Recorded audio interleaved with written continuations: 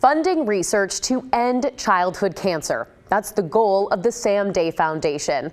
But the local organization is also connecting families and raising awareness about some of the most difficult cancers to treat: brain tumors and sarcomas. Today, we're sharing the stories of two families whose lives were sent on a roller coaster of misdiagnosis on the journey of childhood osteosarcoma. But they're finding hope in community. Tina Teed is a mom of three very busy boys. Very much so, baseball, Boy Scouts, and all the activities. Oldest son Avery is happiest at the pitcher's mound. I really like baseball.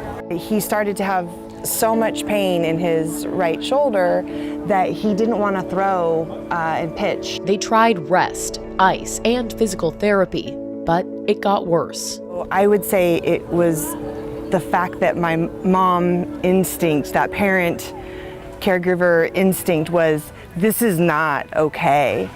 And I wouldn't accept, no, we can't see you today. She took Avery to the ER, where he got a scan and unexpected diagnosis. That we were looking at cancer.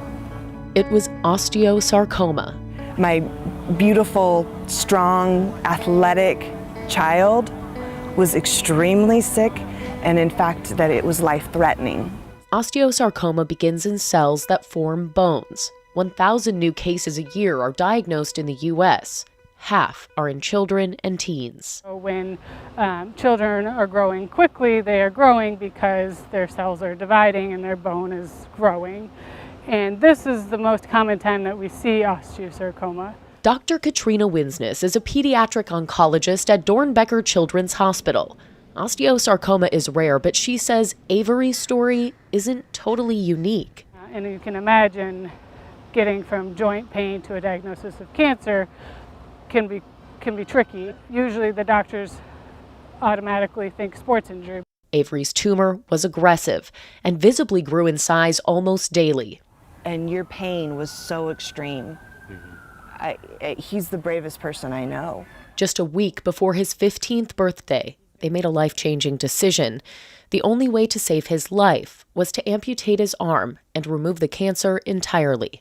I can't be more proud of the way that Avery is the one who brought all of us to peace with his new body. He was instantly, this is me, this is who I am.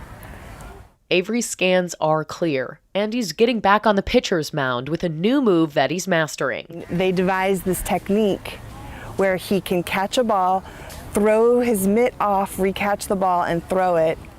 Inspiring on and off the baseball diamond, they connected with another family that knows this journey all too well.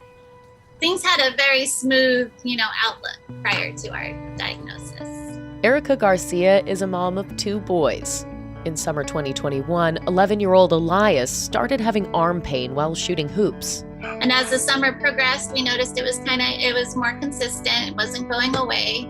But when it came to getting scans and x-rays, doctors pushed back.